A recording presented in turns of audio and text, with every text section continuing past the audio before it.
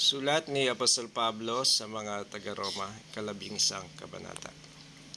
Ito kaya ng tanong ko, tinakwil na nga kaya ng Diyos ang kanyang sariling bayan?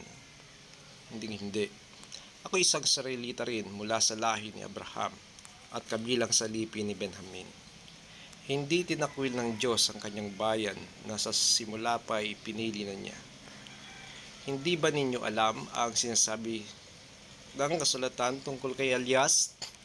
Dumaing siya sa Diyos laban sa Israel. Sinabi niya, Panginoon, pinatay nila ang iyong mga propeta at giniba ang iyong mga altar. Ako na lamang ang natitira at gusto pa nila akong patayin. Ngunit ano ang sagot sa kanya ng Diyos?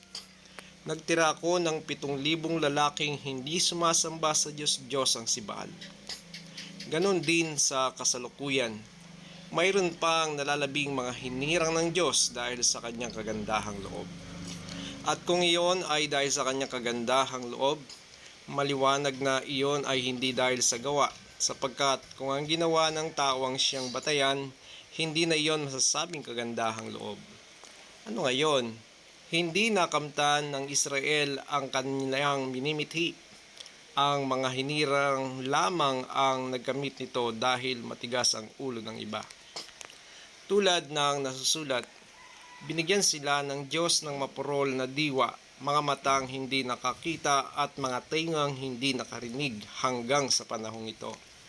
At sinabi rin ni David, maging bitag at patibong nawa ang kanilang pagpipista, isang katitisuran at parusa sa kanila. Lumabo nawa ang kanilang mga matang hindi sila makakita at sila ay makuba sa hirap habang buhay. Ito naman ang tanong ko ngayon, ang pagkatisod ba nila ay upang sila ay tuluyan ng mawasak? Hinding-hindi, sa halip dahil sa kanilang kasalanan ang kaligtasan ay nakarating sa mga hentil upang mainggit ang mga Israelita sa mga ito. Ngayon, kung ang kasalanan ng mga Israelita ay nagdulot ng masaganang pagpapala sa sanlibutan, at kung ang kanilang pagbagsak ay nagdulot ng kasaganaang pagpapala sa mga hintil, gaano pa kaya kapag nagbalik loob sa Diyos ang buong Israel? Ito naman ang sasabihin ko sa inyo mga hintil, dahil ako'y apostol ninyo. Ipinagmamalaki ko ang aking tungkulin. Ginagawa ko ito upang inggitin ang aking mga kababayang Hudyo at nang sa gayon ay maligtas kahit ang ilan sa kanila.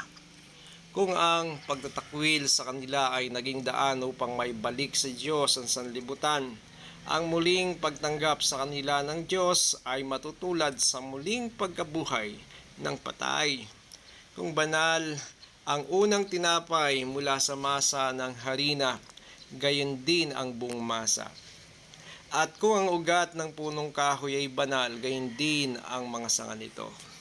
Kung pinutol ang ilang sanga ng punong ulibo at ikaw na sanga ng ulibong ligaw ang idinugtong sa puno upang makabahagi sa buhay na nanggagaling sa ugat ng punong ito, huwag kang magmalaki sa mga sangang pinutol. Alalahanin mong hindi ikaw ang bumubuhay sa mga ugat. Ang mga ugat ang bumubuhay sa iyo. Sasabihin mo naman, pinutol ang mga sanga upang ako'y maidugtong. Totoo yan, pinutol sila dahil hindi sila sumampalataya sa Diyos. At ikaw naman ay dinugtong dahil sumampalataya ka sa Kanya. Kaya't huwag kang magmalaki. Sa halip ay matakot ka. Sapagkat kung ang tunay na sanga ay hindi pinanghinayangan ng Diyos, ikaw pa kaya ang panghinayangan niya? Dito ay makikita natin ang kabutihan at kabagsikan ng Diyos. Naging mabagsik siya sa mga hindi sumampalataya sa Kanya. Subalit mabuti siya sa inyo kung mananatili kayo sa Kanyang kabutihan. Kung hindi kayo may puputulin din. Ang mga Hudyo ay idudugtong niyang muli sa puno kung sila ay sasampalataya, sapagkat kayang gawin iyon ng Diyos. Kung ikaw na sangang galing sa ulibong ligaw ay naidugtong sa tunay na ulibo, Kahit na salungat ang ganoon sa takbo ng kalikasan, lalo pang madaling idugtong sa puno ang mga tunay na sangang nito. Mga kapatid, isang hiwaga ang nais kong malaman ninyo upang hindi maging mataas ang palagay ninyo sa inyong sarili. Ang pagmamatigas ng Israel ay pansamantala. Tatagal lamang iyon hanggang sa mabuo na ang takdang bilang ng lahat ng mga hintel na lalapit sa Diyos. Kapag nangyari iyon, maliligtas ang buong Israel tulad ng nasusulat, magmula sa Siyon ang tagapagligtas. Papawin niya ang kasamaan sa lahi ni Jacob. At ito ang gagawin kong kasunduan namin kapag pinawi ko na ang kanilang mga kasalanan. Dahil tinanggihan ng mga Israelita ang magandang balita, sila ay naging kaaway ng Diyos. At kayong mga hintel ang nakinabang. Ngunit dahil sa sila ang mga hinirang ng Diyos, sila ay mahal pa rin niya, alang-alang sa kanilang mga ninuno.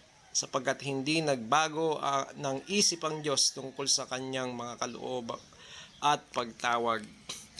Noon, kayo'y mga hintel ay hindi sumusunod sa Diyos. Ngunit ngayon, kayo ay tumanggap ng habag ng Diyos nang sumuway ang mga Hudyo.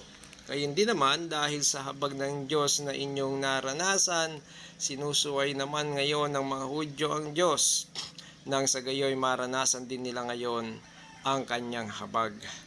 Sapagkat hinayaan ng Diyos na maalipin sa pagsuway ang lahat ng tao upang may padaman niya sa kanila ang kanyang habag. Lubhang napakasagana ng kayamanan ng Diyos.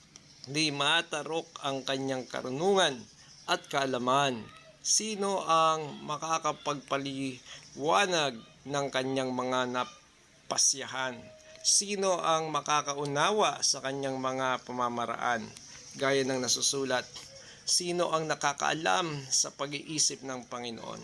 Sino ang maaaring maging tagapayo niya? Sino ang makapagbibigay ng anuman sa kanya na dapat niyang bayaran? Sapagkat ang lahat ng bagay ay mula sa kanya, sa pamamagitan niya at pag-aari niya.